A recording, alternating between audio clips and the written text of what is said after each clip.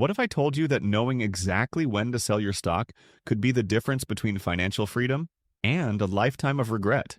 Let me be real with you for a second. A few years ago, I was sitting on a 120% gain in a stock that had become the pride of my portfolio. I checked it every morning like it was my baby. Friends asked me what to buy, I told them that. I felt like I had won, but I didn't sell. I wanted more. 2 months later, like it was down 40%. I didn't just lose profits, I lost time, opportunity, and confidence. That moment taught me something most people learn the hard way. Buying is easy. Selling is where wealth is made or lost.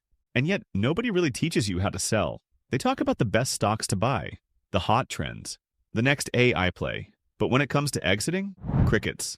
Today, we're fixing that. Because if you're not selling based on a system, you're selling based on emotion. And that's where most investors quietly bleed their potential dry. By the end of this video, you're going to walk away with a crystal clear strategy, one that gives you peace of mind, protects your profits, and removes the emotional chaos from your investing decisions. Let's get into it. All right, let's talk about why selling messes with your head. Most people think the hardest part of investing is picking the right stock. It's not. The real challenge? Knowing when to let go. Because here's the truth. Buying is driven by hope. Selling is driven by fear. Or worse, greed. And that combo wrecks even the smartest investors. You buy a stock at $50. It jumps to $60, you're pumped. But instead of sticking to a plan, fear creeps in. What if it drops back to $50? I should lock in gains now. So you sell. You feel smart for a minute until it hits $90 3 weeks later. That's regret. Or maybe it's the other way around.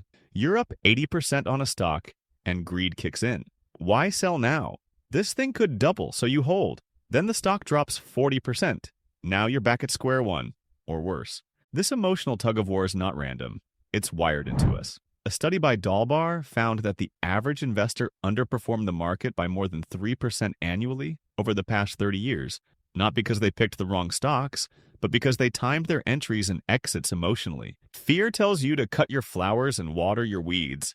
Greed tells you the ride never ends, until it does. If you don't learn to override those instincts, the market will punish you for it. But the good news?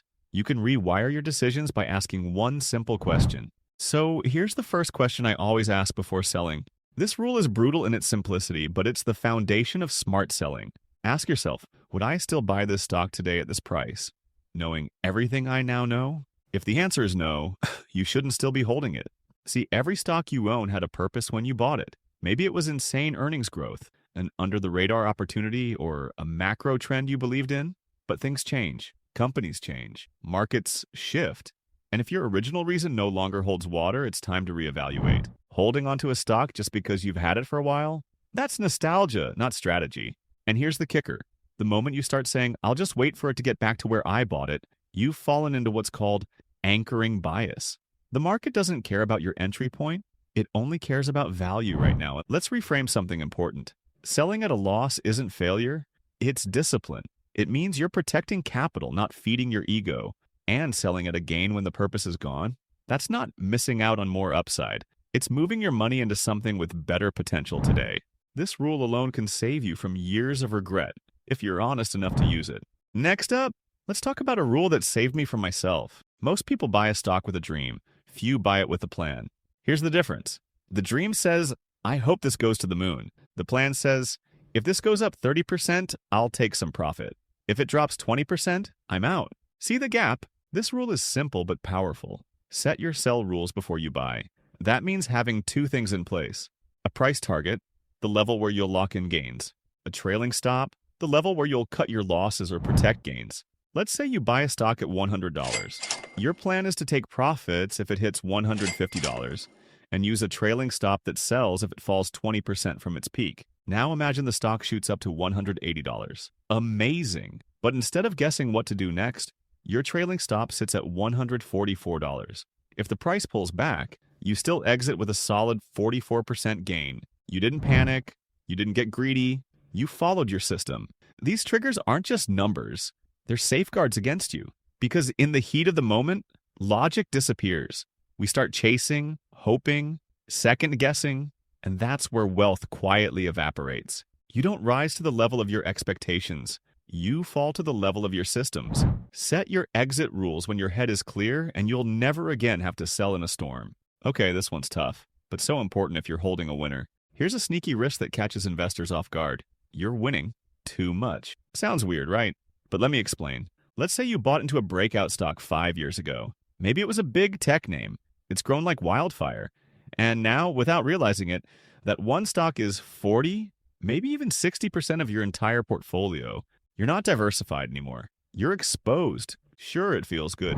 You look at your portfolio and smile.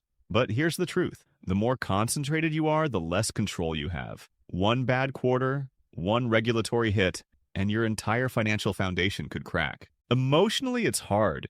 You get attached to winners. It becomes personal. You think, this stock made me money.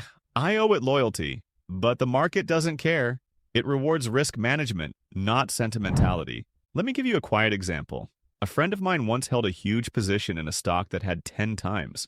It was over half his portfolio. He couldn't bring himself to trim it. It's still running, he'd say. Then earnings disappointed.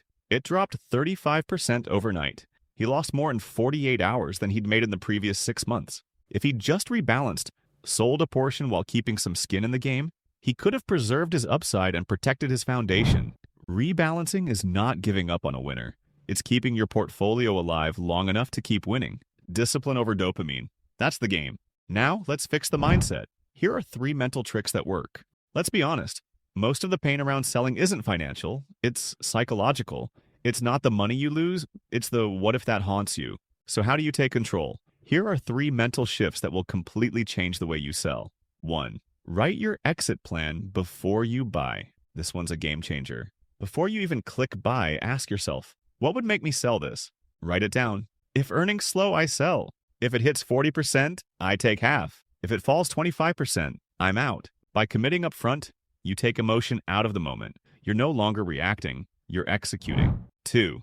Reframe profits as opportunity capital. People hold on to winning stocks way past their peak because they don't want to miss out. But that mindset keeps your money stuck. Think of profit as fuel. Fuel for your next smarter move. Every dollar you pull out is capital that could earn again. You're not missing more upside. You're freeing up future upside. 3. Break the anchor bias.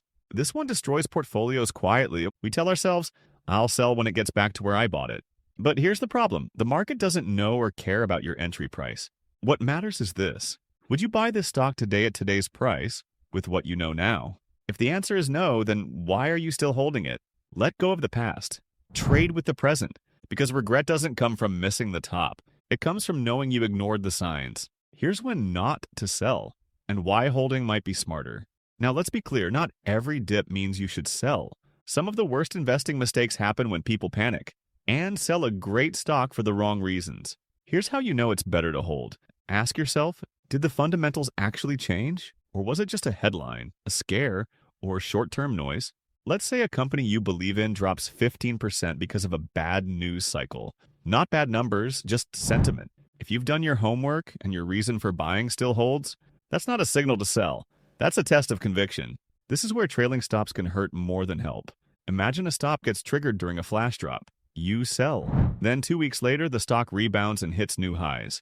Now you're on the outside watching what should have been your win. That happened to countless investors in April 2025. Markets took a hard dip. Fear spiked. People sold. But within 2 months, most of those same stocks not only recovered, they exploded to new all-time highs. Here's the takeaway. If you're a long-term investor, your job isn't to react, it's to assess. Sometimes the best sell strategy is to simply not sell. But again, that only works if you know why you're in the stock to begin with. No clarity, then no conviction. Let me leave you with this. Your exit plan is your freedom plan. Here's the truth that took me years, like in thousands in missed gains, get on to learn. Discipline is what actually pays you. Not hype, not luck, not catching the perfect wave. The market will always test you. It will dangle quick wins. It will tempt you to chase. It'll punish you for holding too long or selling too soon. But if you walk in with a plan and stick to it, you stop playing their game and start playing yours. Let's recap the system. Rule number 1. If your reason for buying is gone, it's time to sell. Would you still buy it today? Rule number 2. Set your triggers before you buy. Don't wish your way into gains. Plan your way out of mistakes. Rule number 3. Rebalance. No single stock deserves 80% of your future. And the mindset shift, profits are fuel. Anchors are traps. Exit plans aren't limits. They're leverage. Because in the end, selling isn't just about protecting gains, it's about creating freedom. Freedom to move, to reinvest, to grow again. Smarter, calmer, stronger. So here's what I want you to do next. If this helped you think differently about selling, then you're exactly the kind of investor who's ready to level up. Watch this next. It's a full guide on how to build an income portfolio that pays you monthly. We talk strategy, structure, and real returns, not just dreams. Click it now. Let's build your future on purpose, not emotion. You're watching Dividend Hustle. I'm Mark. See you there.